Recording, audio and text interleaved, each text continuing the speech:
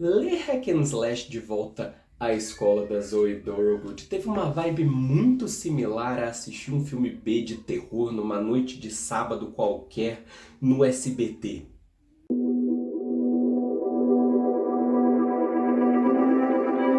Oi, meu nome é Kalim. E olha, por mais que eu não tenha mentido na intro sobre o clima geral da história, ela traz muito da autora. Zoe Dorogood, uma das vozes mais autênticas dos quadrinhos contemporâneos, ela saltou para a lista dos meus favoritos com A Solitária no Centro da Terra, que foi a primeira resenha que eu fiz aqui no canal, então nada mais justo do que trazer ela de volta com essa história aqui.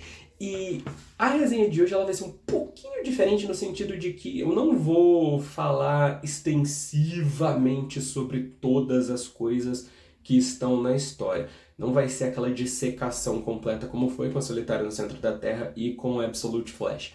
Vou falar de uma maneira mais generalizada. Do jeito que eu sou, certamente vou entrar em outras coisas que não estavam planejadas também. Mas a ideia é que a gente fale de uma maneira geral para que a gente possa abordar o máximo das coisas em relação a essa obra. Ok, antes até de nós começarmos a falar sobre Hack and Slash de volta à escola, é importante falar um pouquinho sobre a Zoe. Ela é uma quadrinista britânica, ela é de Middlesbrough, ela tem 26 anos. Tá aqui ela num cosplay muito bem feito de Cassandra Hack. E ela é uma autora muito completa, ela escreve bem, ela tem um traço muito particular, então é uma coisa que me chama a atenção. E ela é um caso de autor que me fez querer ler mais coisas dela. Essa revista aqui é a edição da Conrad, eu comprei numa livraria recentemente, até que eu demorei para começar a ler. Eu gosto da edição ao todo, acho que ela ficou muito bem feitinha. E eu fiquei muito na dúvida se eu comprava ou não, por conta do valor. O valor estava um pouquinho alto, mas sendo ela eu fiquei curioso, eu quis ler, eu não aguentei, eu comprei.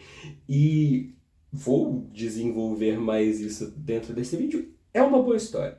É uma boa história que tem muitos atrativos que a gente vai comentar sobre. E é a Zoe brincando numa caixa de brinquedos diferente, né? A gente vai falar um pouquinho das origens de Hack and Slash, quem é o autor original também para complementar um pouco desse assunto, mas foi interessante ver ela usando brinquedos não originalmente preparados por ela. Então, vamos comentar mais de Hack and Slash agora. Contextualizemos Hack and Slash então. Eu vou usar um texto que está aqui no finzinho da revista que vai ajudar a gente a entender um pouco o geral dessa obra, os caminhos que levaram até ela, né, como ela surge, porque o autor original é o Tim Seeley, né, de fama no Asa Noturna, por exemplo. Então, ó, tá aqui, conhecendo Hack and Slash. Eu vou colocar uma imagem na tela para quem quiser seguir também, mas eu vou ler o texto diretamente daqui. Então, Hack and Slash, que em tradução livre significa corta e massacra, é um termo usado para designar uma classe de jogos com foco no combate físico. Foi nessa sangrenta expressão e em muitos filmes B de terror, tá vendo que minha referência não era errada, que Tim Seeley se inspirou para criar a longeva série em quadrinhos Hack and Slash. E é longeva mesmo, porque se você olha aqui tem todas as histórias relacionadas a Hack and Slash. Aí o texto segue com: subvertendo o plot clássico dos filmes do subgênero slasher, a Final Girl Cassie Hack, Final Girl sempre é a garota que sobrevive no final dos filmes, né? Passa por uma experiência traumática e ao sobreviver se torna uma caçadora de assassinos, ao lado do gentil gigante Vlad, o amigo dela com quem ela mais conversa, né, geralmente na série, até que aqui ele aparece pouco, né? E a gente vai falar um pouco da minha experiência pessoal depois com Hack and Slash também. A série começou a ser publicada em 2004 pela editora Devil's Due Publishing, com títulos que tinham a participação de Seeley e outros artistas. Em 2010, Seeley anunciou a mudança da série para Image Comics, e uma nova fase se iniciou na história de Cassie. A minissérie My First Maniac começou em 2010 e trouxe em seguida novos números, concluindo essa etapa em 2013. Logo depois veio Son of Samhain. Vou colocar o texto aqui, mas eu não sei se esse eu estou pronunciando corretamente. Minissérie que trouxe mudanças para a protagonista e foi sucedida pelo arco Resurrection, com a participação de outros autores e o retorno de Vlad como parceiro. Nessa época, a série ganhou um crossover com a clássica personagem Vampirella, que eu acho que tá pela Boom Studios, se eu não estou enganado agora, Vampirella. Em 2023, a série retornou com uma nova minissérie em 4 volumes, Hack and Slash de Volta à Escola, escrita e desenhada pela artista britânica Zoe Dorgood, situada bem no começo da jornada de Cassie. E aqui, nessa sequência que mostra as histórias, ele situa direitinho onde a história está. Depois de My First Maniac, que é a primeira história de Hack and Slash, depois de Me Without You, aí entra de volta à escola. Então é tecnicamente a terceira história no geral. Aí a gente segue aqui com o texto, né, situado bem no começo da jornada de Cassie. De volta à escola apresenta uma protagonista ainda perturbada pelos acontecimentos que a colocaram na brutal carreira de caçar slashers, enquanto se habitua com seu estranho parceiro Vlad. Apesar de fazer parte do universo sanguinário criado por Tim Seeley, Hack and Slash de Volta à Escola é uma história fechada e pode ser apreciada separadamente como uma legítima história de horror com pitadas de humor nonsense, produzida por uma das quadrinistas mais brilhantes da atualidade em sua melhor forma. Então, um texto bem explicativo para a gente entender o geral de Hack and Slash. E aqui eu falo um pouco da minha experiência pessoal com a obra. Eu tenho plena certeza de que Hack and Slash, aí pelo Tim Seeley no caso, foi talvez a primeira série de quadrinhos americano que me mostrou que existia algo além de Marvel e DC. Mas qual que é a questão? Eu li há muito tempo atrás. Então, por exemplo, se você for entrar no meu Scooby, hoje em dia não tem nada de Hack and Slash lá, além disso aqui. Mas por quê? Eu lembro de ter lido as primeiras edições de My First Maniac anos atrás. Mas se passou tanto tempo que eu já não lembro mais de nada. Eu lembrava exatamente da Cassie, do Vlad, da origem dela, né? O plot principal ali que ela desenvolve com a mãe, né? O enredo ali em volta da mãe da Cassie, eu lembrava disso. O restante todo eu já não lembrava de mais nada. E as capas eram sempre muito visualmente instigantes. Então, eu ainda me lembrava desses detalhes, mas da história em si, todos os caminhos daquela primeira história que eu li, isso eu já não tinha mais lembrança nenhuma. E como eu tenho um certo toque, eu decidi por não adicionar. Porque como eu não tenho lembranças muito vívidas mais daquelas primeiras histórias, eu preferi excluir elas por enquanto. Então, tecnicamente, esse aqui é o meu reencontro com Hack and Slash depois de todos esses anos, para poder entrar nesse mundo novamente. Vejamos se eu continuo lendo as coisas que o Tim Seeley escreveu, se eu volto a ler as coisas que o Tim Seeley escreveu, mas pelo menos esse contato aqui foi muito interessante. E é interessante você ver, né, essa coisa de um autor diferente entrar no mundo construído por um outro autor e como as visões podem mudar. Porque eu acho, assim, do que eu me lembrava de ter lido de Hack and Slash, do contato que eu tive, eu achei isso aqui muito de acordo, né, com a ideia geral. Sempre trazendo essa coisa do filme B, que às vezes é um pouco espalhafatoso, às vezes tem essa coisa de humor mais nonsense, mas tem uma coisa honesta e sincera na maneira como é executado. Então acho que a Zoe pelo menos honrou as memórias que eu tinha de Hack and Slash no geral. Qual é a proposta de Hack and Slash de Volta à Escola? Essa é uma minissérie em 4 capítulos e ela conta, como eu mencionei anteriormente, uma história fechada. Você pode ler isso aqui como a sua primeira experiência de Hack and Slash e você não vai ter problema nenhum. A história, novamente, né, como eu mencionei naquele textinho, ela tá bem no início da carreira da Cassie. Ela tá acompanhada do Vlad e eles estão numa lanchonete. Eles estão numa lanchonete discutindo coisas em relação à parceria deles quando eventualmente atacam um slasher. E isso bem inicial, não é um spoiler muito grande, porque é o que vai ser o gatilho do restante da história. Esse slasher ataca e a Cassie hesita. Então ela acaba ficando congelada naquele momento, que é quando surge a Darla Ritz, que é quem salva a Cassie naquele momento, matando esse slasher. E a Darla, eventualmente, ela tá indo embora, né, depois de ajudar a Cassie e os presentes, os sobreviventes do ataque do slasher, ela tá indo embora. A Cassie vai até ela, né, pergunta, né, para ela quem é ela, o que ela faz, e a Doral eventualmente convida ela para ir para um instituto onde ela treina garotas para caçarem slashers, para caçar esses matadores. E a Cassie vai junto com o Vlad vai junto, né? Ele tem um espacinho dele, ele não é um personagem que participa demais dessa história, mas ele tem os momentos dele, ele tem uns momentos bem bacanas. Então eles vão para a escola e é dali que a história se desenvolve. Então você tem essa ambientação da escola em meio ao enredo principal. E qual é o enredo principal? Eles estão nessa lanchonete vendo notícias sobre casos de crianças assassinando a própria família.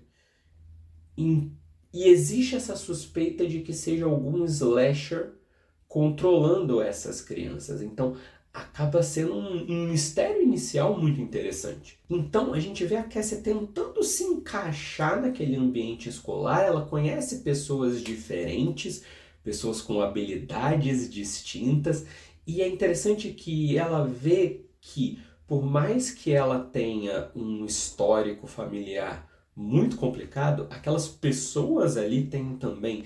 Então, naquele lugar, ela meio que é normal, de certa forma, porque o histórico dela não salta aos olhos demais se comparado também aos das outras meninas, porque é uma escola só de meninas. A história ela tem um humor muito particular, tem umas cenas muito divertidas e essa é uma história sensual. É uma história que não tem medo de cenas sexy de maneira nenhuma. O Vlad, como eu mencionei, ele não aparece muito. Ele não aparece muito, ele aparece em momentos específicos.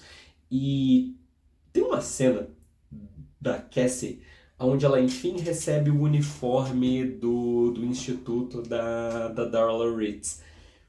E eu não sei se essa é uma referência muito de idoso, mas para quem assistia animes no Cartoon Network em idos dos anos 2000, deve se lembrar do anime Histórias de Fantasmas.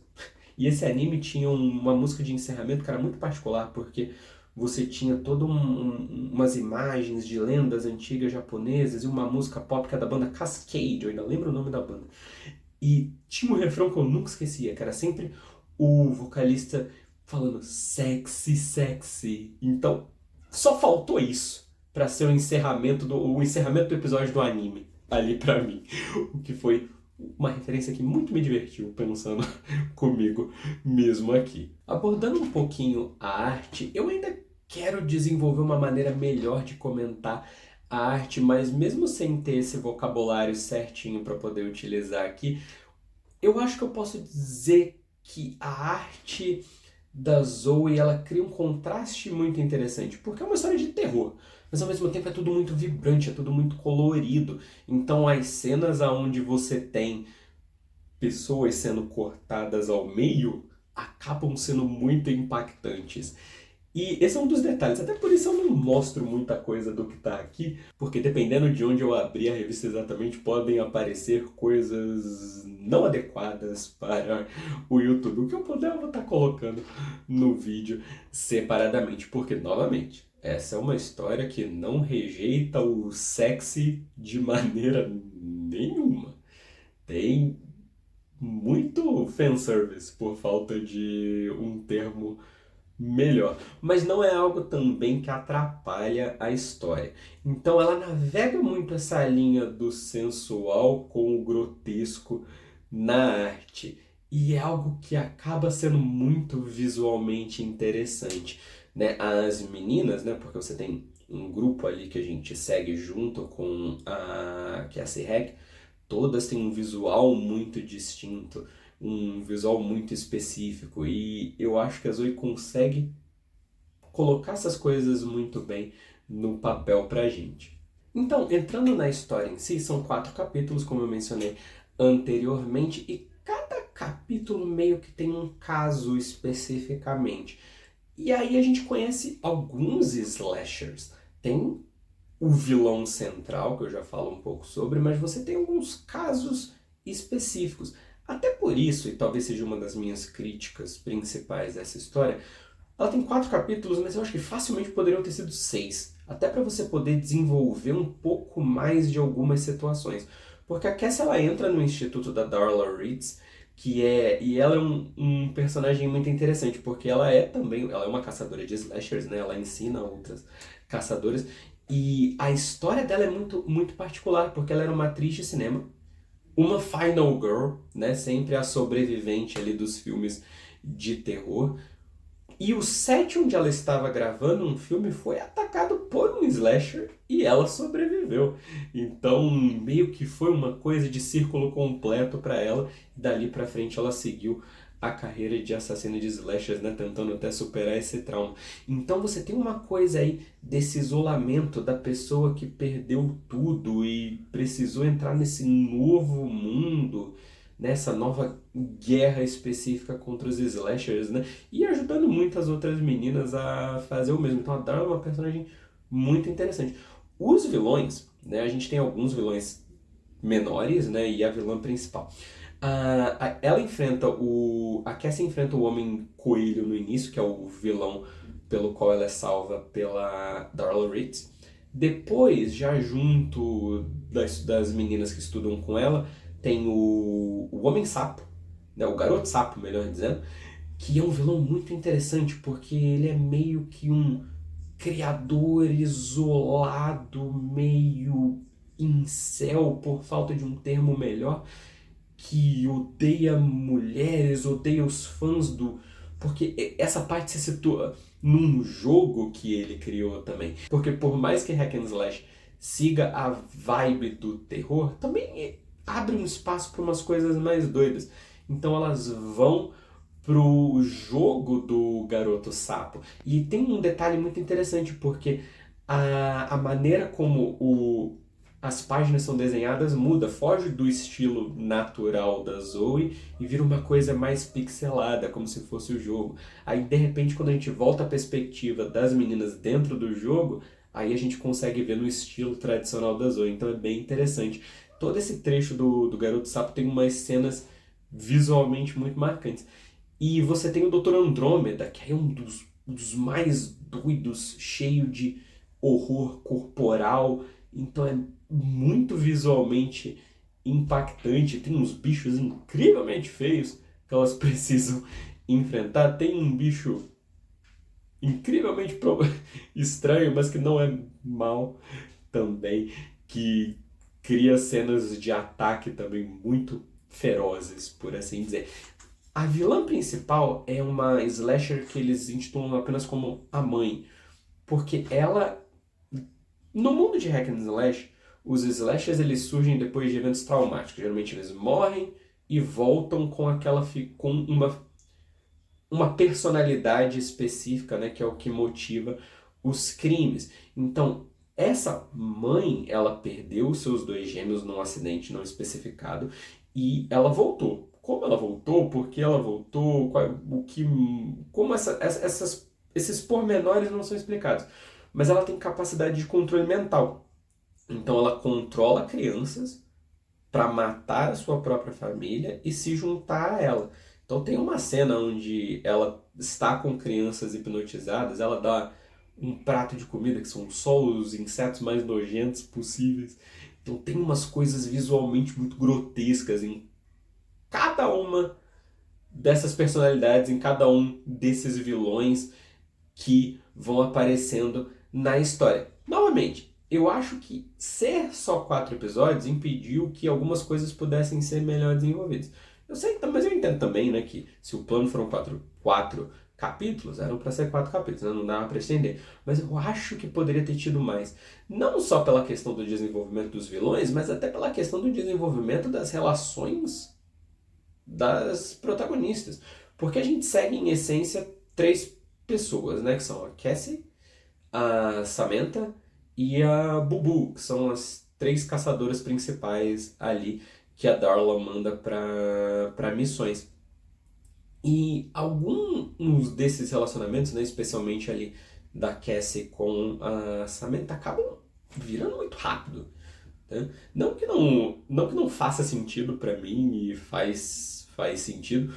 mas acho que virou um pouquinho rápido demais, então a história poderia ter trabalhado isso um pouquinho melhor. Os capítulos têm todos o seu caso separado e eles se amarram nessa história principal que é da mãe, que é essa slasher incrivelmente perigosa.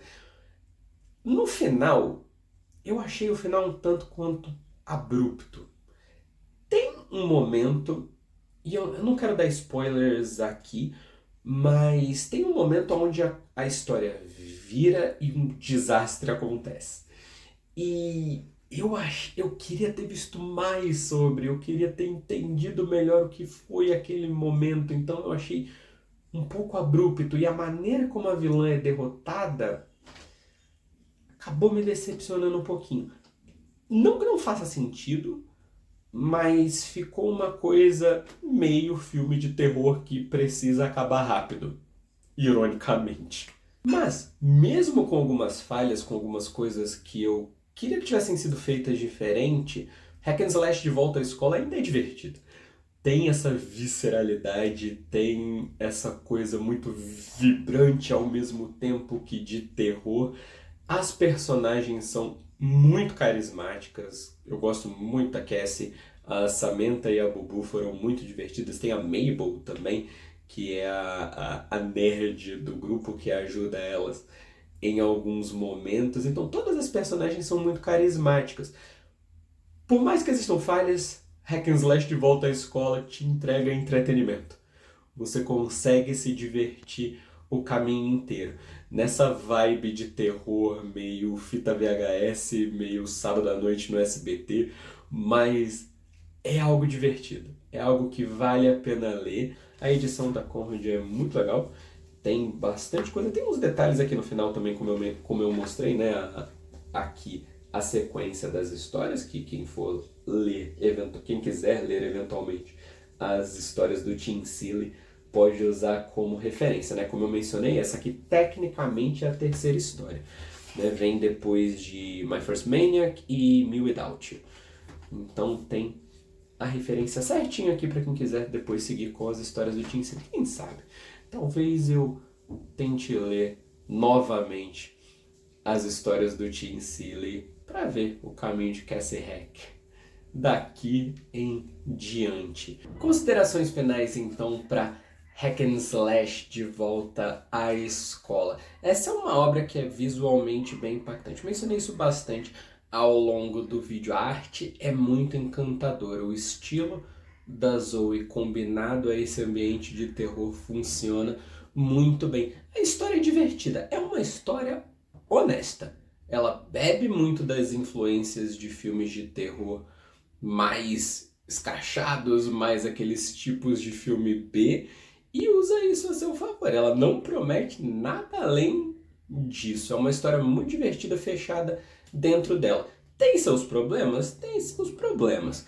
O final me pareceu um pouco apressado, vai ver, isso é um ponto relativo à ideia de terem sido apenas 4 capítulos. Tem alguns desenvolvimentos na história que são feitos de maneira rápida também, que talvez com um pouco mais de tempo a gente pudesse ter visto mais. Por exemplo, a Cassie vai para uma escola, mas a gente vê pouco do que se aprende lá, de fato. Elas têm um espaço para treinar, elas têm uma biblioteca, mas a gente vê pouco dessas coisas. Então talvez isso pudesse ter sido um pouco mais explorado. Mas nada disso diminui o quão divertida a história é. Então, numa avaliação geral para Hack and Slash de Volta à Escola da Zoe Dorogood, eu daria um 7.